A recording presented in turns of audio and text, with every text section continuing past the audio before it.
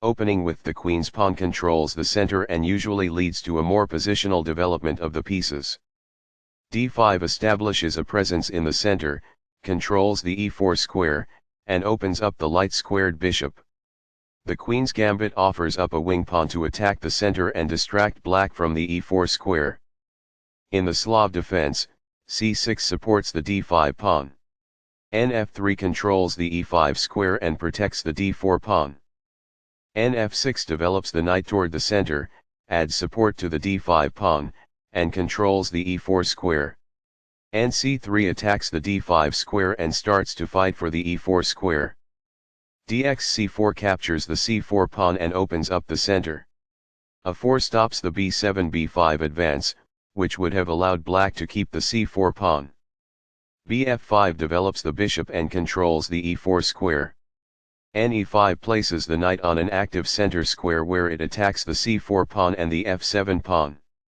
Nbd7 develops the knight toward the center, attacks the knight on e5 and defends the knight on f6. Nxc4 captures the c4 pawn and places the knight on an active square where it controls the e5, d6, and b6 squares. Qc7 develops the queen, stops bf4 ideas from white and controls the e5 square. G3 prepares to fianchetto the light-squared bishop to g2, where it will control the center from the long diagonal.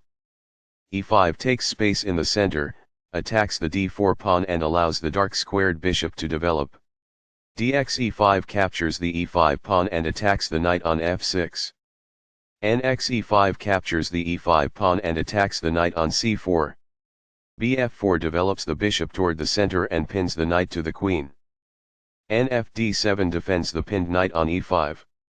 Bg2 places the bishop on the long diagonal in a move called a fianchetto. F6 protects the knight and controls the g5 square. Castling gets the king to a safer square, out of the center of the board, while also developing a rook. Castling kingside tends to be safer because the king is further from the center. It is the last book move. Castling develops a rook, while also getting the king to safety. By castling to the opposite side of the board as the opponent, the game will tend to be more double-edged. This threatens to reveal an attack on a queen. It is best. This overlooks an opportunity to develop a rook off its starting square. This permits the opponent to kick a bishop. It is an inaccuracy. This exposes an attack, threatening a queen. It is good. This develops a queen off its starting square, getting it into the action. This threatens to kick a knight. It is best. This wins time by threatening a rook and forcing it to move away. This threatens to kick a bishop. It is best. This defends the attacked knight. It is good. This wins material. It is good. This threatens to kick a knight. It is an inaccuracy. This attacks a rook, winning a tempo when it moves away.